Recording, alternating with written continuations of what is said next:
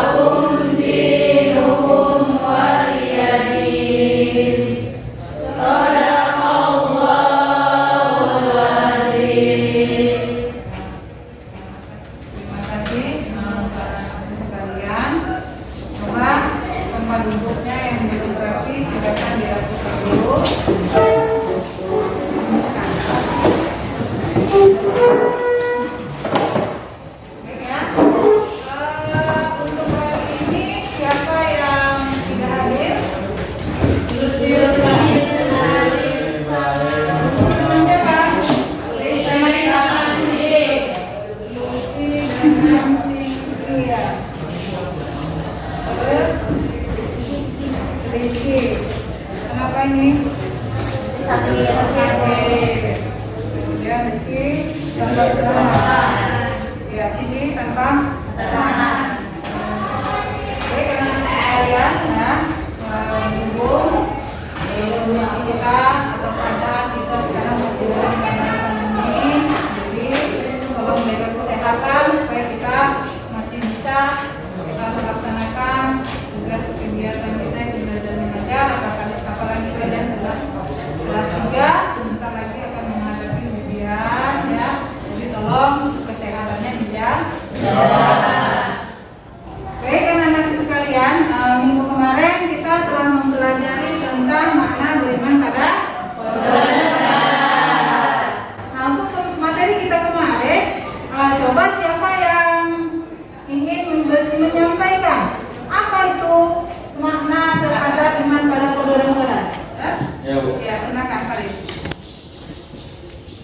Iman kepada qada dan qadar adalah mengimani adanya ilmu Allah Subhanahu wa taala yang qadim, mengimani adanya kehendak Allah Subhanahu wa taala yang berlaku serta kekuasaannya yang menyeluruh. Ya, kita mengimani masalah Allah yang qadim dan kita harus yakin ya terhadap ketentuan dan ketetapan yang sudah diberikan oleh Allah Subhanahu wa taala. Kemudian yang kedua, apa kaitannya antara beriman pada qada dan qadar dengan sikap ikhtiar, optimis, ikhtiar dan tawakal? Silakan, siapa yang ingin menanggapi? Silakan, Fira. Qada dan qadar adalah rahasia Allah yang tidak diketahui para makhluknya. Oleh sebab itu, manusia wajib berprasangka baik pada takdir tersebut dan sikap optimis yang terwujud lekat lewat doa dan usaha atau ikhtiar yang diikuti sikap tawakal atau berserah diri kepada Allah Subhanahu wa taala. Ya, bagus. Ada lagi yang ingin memberikan tanggapannya tentang kaitan antara qada dan qadar dengan sikap optimis, ikhtiar dan tawakal. Silakan. Qada dan qadar adalah rencana Allah yang tidak diketahui para makhluknya. Karena itu manusia wajib berprasangka baik pada takdir dan sikap optimis yang terwujud lewat doa dan usaha yang diikuti sikap tawakal. Keberhasilan hidup seseorang sangat tergantung berjalan atau tidak dengan sunatullah. Ya, terima kasih ya. Jawabannya sudah bagus, sudah semuanya. Jadi kaitan atau makna yang kepada qada dan qadar itu ada kaitannya dengan sikap optimis, ya kan? Nah, sekarang untuk materi kita pada hari ini ya, untuk materi kita pada hari ini kita akan mempelajari tentang hikmah ya beriman kepada qada dan qadar.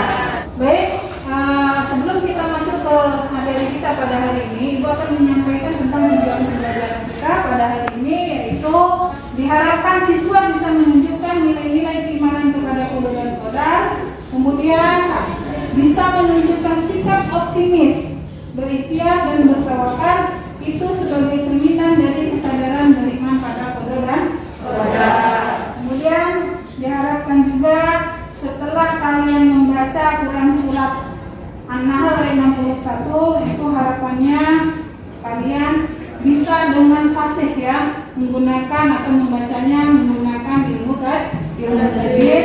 Kemudian juga diharapkan kalian bisa menganalisis apa sih hikmah dari beriman pada qada dan qadar, serta bisa menyebutkan peristiwa-peristiwa yang bisa menyalahkan takdir. Artinya apa? Dengan harapan apa yang kita pelajari pada kesempatan hari ini bisa menjadi tolak ukur kita dalam menjalankan kehidupan kita sehari ya. Jadi kompetensi inti dan kompetensi dasar atau KIKD-nya pada kesempatan kali ini masih sama ya. Pertemuan kita pertama tentang qada dan qadar. Untuk kata M juga masih sama, itu masih 75 ya. Jadi kemudian untuk kelompok juga yang sudah Ibu bagi kemarin itu ada 4 kelompok. Nanti kita akan berdiskusi ya tentang peristiwa apa saja yang menyalahkan tentang takdir tadi. Nanti kelompoknya yang sudah Ibu bagi. Nah, kemudian untuk mekanisme nanti silakan kalian baca di LKPD yang akan Ibu bagikan nanti. Itu tentang mekanisme cara kita kerja kelompok nanti. Ini sebelumnya Ibu akan memutarkan sebuah video tentang hikmah beriman pada qada dan qadar. Oke, tolong anak-anak kalian perhatikan dengan bersama. Kemudian sambil dilihat apa yang bisa atau hikmah yang bisa kalian ambil dari video yang kita tonton nanti. Ingat, ya, Ibu akan mengadakan penilaian juga di sana. Siapa yang sudah memperhatikan, kemudian hasil juga seperti apa, tolong mendapatkan penilaian dari Ibu ya. Itu menilai kedua dan nilai singkat.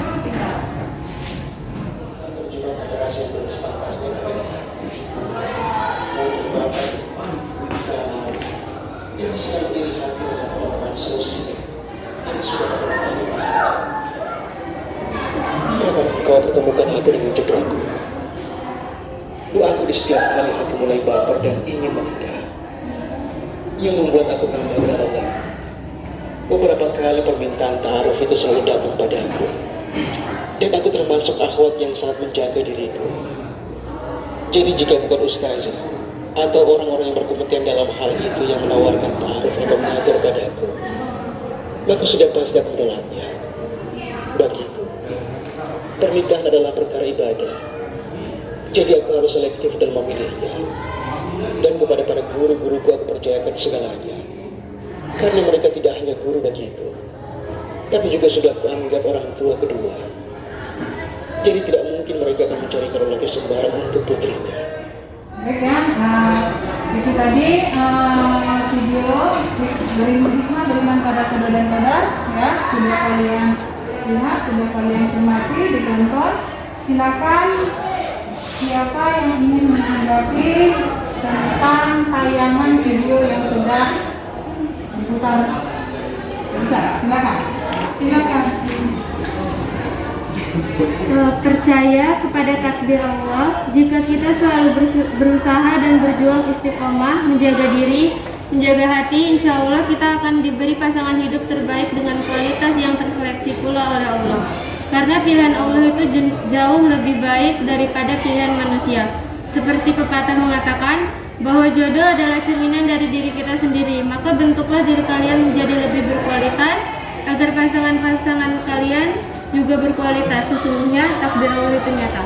Ya, terima kasih ya. Kasih ampun dulu ya. Jadi intinya dari video yang kita simak tadi itu adalah kita harus yakin ya dengan takdir yang diberikan oleh Allah. Walaupun kita menginginkannya, kalau memang belum kehendak dari Allah itu tidak akan terjadi. Dan yakinlah setiap yang diberikan oleh Allah kepada kita itu pasti sudah yang terbaik. Silakan dibuka aplikasinya ya. Kita lihat dalam surat An-Nahl ayat 61.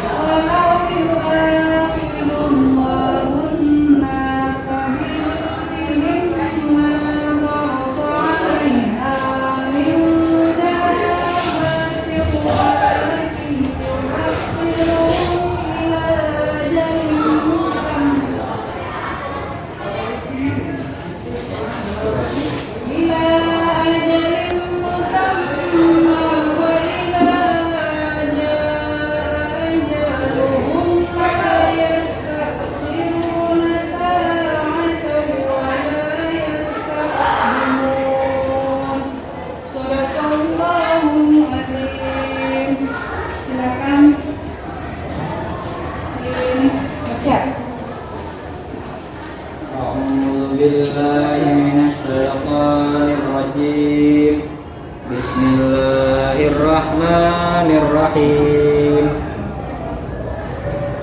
Walau yu'akhidullahu an-nasa bidhulmihim ma taraka 'alaiha min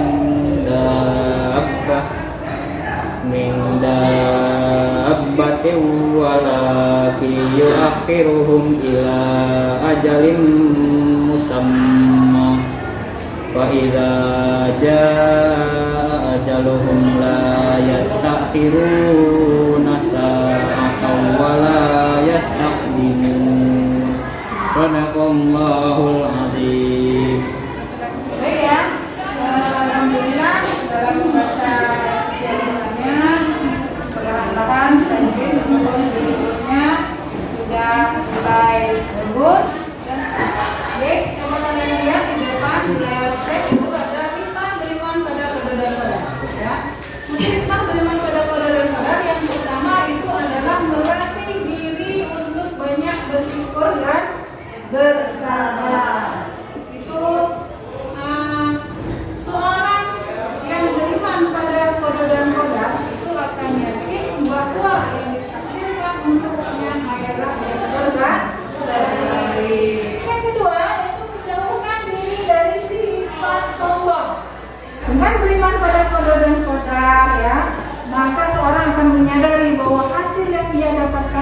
puasa dari kehendak Allah Subhanahu wa Ta'ala.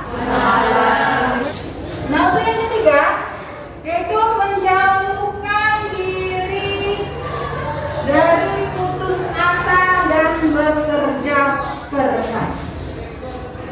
Ya, menjauhkan diri dari putus asa dan bekerja keras.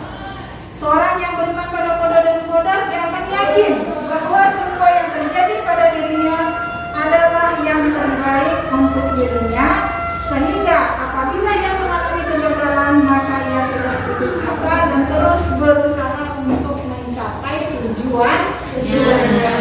Jadi kalaupun keberhasilan kita tertunda, jangan putus asa. Kita harus ke belakang, sudah maksimalkan usaha kita. Ya, yang keempat yaitu bersikap optimis dan giat bekerja. Ya, seperti apa ini bersikap optimis dan giat bekerja? Seperti pembelajaran kita pada pertemuan pertama. Di dalam gambar ditayangkan, ya, ada si kaya, ada si miskin. Ya, dengan giat bekerja dia akan menghasilkan hasil yang baik. Ya, jadi upaya itu tidak mengkhianati hasil. Baik ya, untuk yang kelima itu menenangkan jiwa.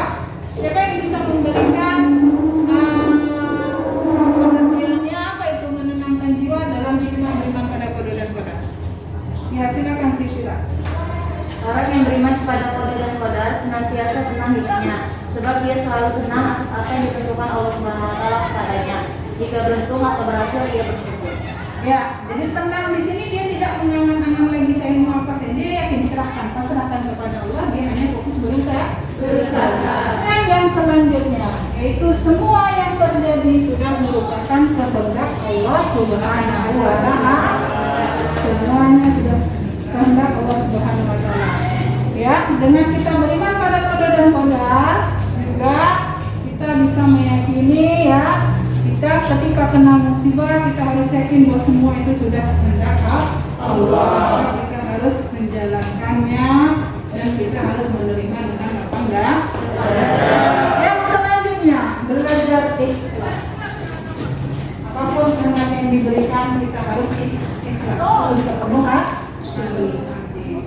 Yang kedelapan, mengajarkan manusia untuk bertawakal kepada Allah Subhanahu wa Ta'ala dan hanya berharap kepada Allah. Ingat, hanya berharap kepada Allah, tidak berharap kepada selain Allah. Kemudian yang kesembilan, selalu bersifat qanaah. Qanaah itu apa?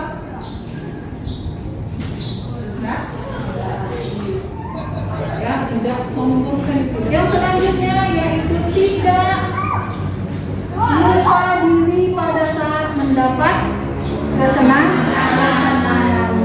Jadi tidak lupa diri pada saat mendapat kesenangan dan tidak bersedih berlarut-larut apabila mendapatkan musibah.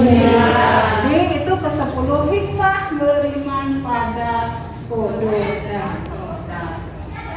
Ada kesalahan dalam memahami takdir. Yang pertama itu adalah meninggalkan sebab dan bersandar kepada catatan takdir. Ya, meninggalkan sebab artinya di sini tadi dia tidak mau berusaha, dia hanya menyiapkan takdirnya saja. Saya nggak usah berusaha. Seperti tadi yang ditangkap oleh kawannya tadi, saya sudah ditakdirkan bodoh, ya sudahlah pasti saya ini bodoh. Itulah yang dimaksud dengan meninggalkan sebab dan bersandar kepada catatan takdir. Saya sudah ditakdirkan miskin, kenapa mesti berusaha? Nah itu ya, itu kesalahan dalam memahami takdir. Kemudian yang kedua, berhujah, beralasan takdir atas perbuatan manusia, juga salah. Seperti apa? Misalkan orang yang wanita tunawisila misalkan ya, saya ini memang sudah ditakdirkan menjadi seperti ini, ya. Saya sudah ditakdirkan menjadi laki-laki peminum pemabuk penjudi. Ini sudah takdir saya. Itu salah. Ya, Allah tidak pernah menakdirkan kita untuk menjadi orang yang buruk ya. Tapi itu adalah kita sendiri. Nah, yang selanjutnya mengucapkan seandainya ketika datang musibah. Paham maknanya? Seandainya saya tidak datang ke sini tadi, saya belum tentu akan celaka. Nah, itu juga tidak boleh. Itu merupakan kesalahan dalam memahami takdir. Yang keempat, hasad. Dengki ini adalah penyakit hati. Kemudian yang kelima, meninggalkan doa. Nah ini nggak perlu berdoa karena semuanya sudah ditetapkan oleh Allah. Padahal doa itu bisa merubah, bisa meringankan. Kalaupun takdir kita bisa meringankan takdir yang diberikan oleh Allah. Berikhtiar, usaha tanpa diri doa dilakukan sia-sia. Doa saja tanpa diri usaha juga sia-sia. Maka doa ini adalah merupakan suatu hal yang sangat penting. Baik, dari materi tadi silakan kalau ada yang belum paham silakan ditanyakan. Sudah paham? Sudah, alhamdulillah ya. Nah untuk selanjutnya kita akan berdiskusi ya. Silakan duduk kelompoknya masing-masing. Ini dalam jalannya diskusi ya akan kita nilai. Silakan.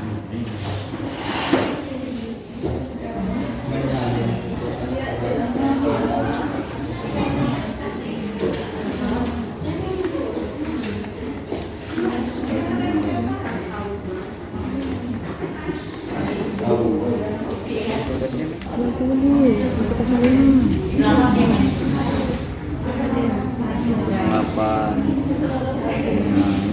Kuning.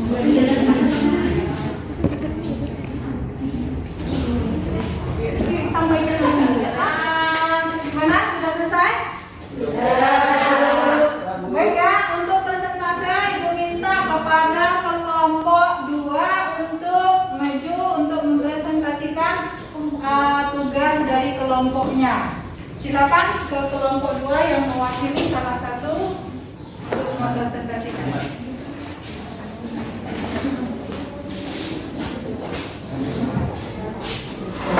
Assalamualaikum warahmatullahi wabarakatuh. Waalaikumsalam warahmatullahi wabarakatuh. Kenalkan, nama saya Rani Mulyani. Saya dari kelompok 2. Di sini saya akan mempresentasikan hasil dari kerja kelompok kami, yaitu tentang Quran Surah Al-Imran ayat 159, yang artinya, maka berkat rahmat Allah engkau Nabi Muhammad berlaku lemah lembut terhadap mereka sekiranya kamu bersifat keras dan berhati kasar. Tentulah mereka menjauhkan diri dari sekitarmu. Karena itu maafkanlah mereka dan mohonkanlah ampun untuk mereka dan bermusyawarahlah dengan mereka dalam uraian itu. Kemudian apabila engkau telah membulatkan tekad, maka bertakwalah kepada Allah Subhanahu wa taala. Sungguh Allah menciptai orang yang bertawakal. Isi kandungan surah Al-Imran ayat 159 adalah menganjurkan umat muslim untuk memaafkan dan bermusyawarah dalam mengambil keputusan. Jadi, bermusyawarahlah dengan hati dingin, tidak dalam keadaan emosi dan dendam untuk mengambil keputusan terhadap suatu perkara.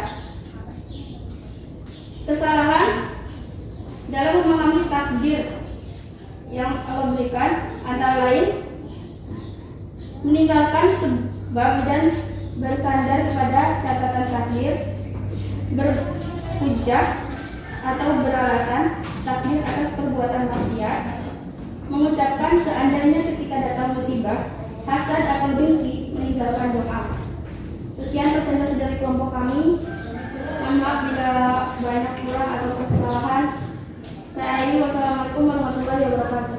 Waalaikumsalam warahmatullahi wabarakatuh.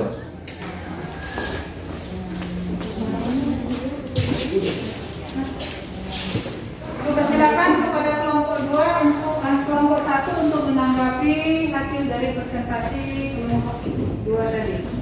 Silakan untuk kelompok 1. Saya dari kelompok 1 ingin bertanya kepada kelompok 2. Bagaimana jika ada orang yang mengambil keputusan musyawarah dengan perasaan dengki dan dendam di dalamnya? Sekian pertanyaan dari saya. Sebagaimana telah dijelaskan bahwa ambillah keputusan dalam keadaan hati yang dingin. Jadi jika kita mengambil keputusan dalam hati yang panas, tidak ini, keputusan yang kita ambil tidak akan baik ke depannya, akan muncul pertikaian di antara teman-teman yang kita ajak bermusyawarah. Ya, sudah. Terima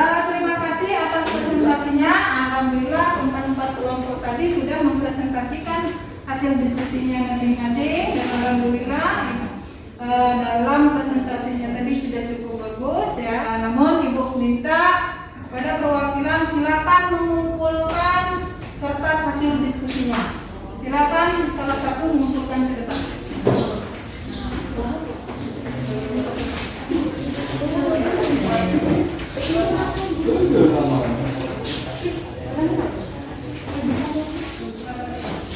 Baik ya, untuk selanjutnya silakan kalian kerjakan bagian di LKPD-nya.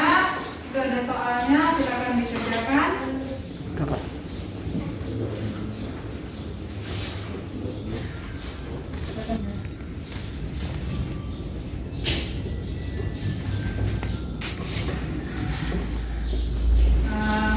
Baik, untuk tugasnya silakan dikumpul bagiannya.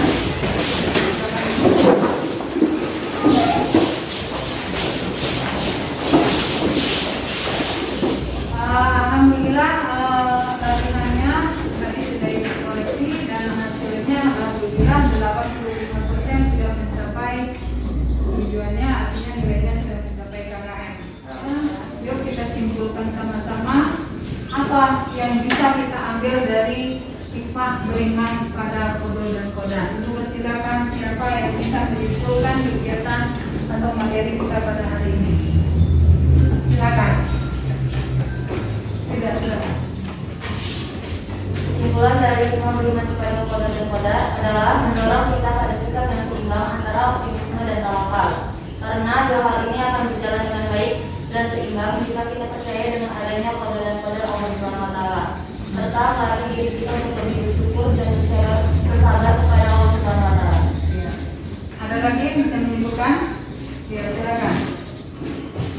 Beriman kepada kodol dan koda berarti meyakini adanya ketentuan Allah Subhanahu wa Ta'ala yang berlaku untuk manusia sebagai bukti dari kekuasaan Allah Subhanahu wa Ta'ala. Meyakini dengan dan memastikan bahwa seluruh perbuatan ucapan dan gerakannya yang baik maupun yang jelek adalah terjadi karena adanya kehendak, takdir dan pengetahuan Allah Subhanahu wa Ta'ala. Ya. Jadi kesimpulannya ya, iman beriman pada kodol dan kodar itu merupakan keyakinan kita terhadap kodol dan kodar, kemudian dalam sikap seimbang ya. Kita harus optimis, tawakal ya. Dia optimis dan tawakal sehingga bisa diimplementasikan dalam kehidupan kita sehari-hari. Nah, untuk refleksi silakan kalian buat di kertas satu lembar ya tentang jalannya pembelajaran kita untuk koreksi kita dalam pembelajaran yang akan datang. Nah, untuk pertemuan kali ini cukupkan sampai di sini. Kita akhiri mulai tapi Assalamualaikum warahmatullahi wabarakatuh. Waalaikumsalam.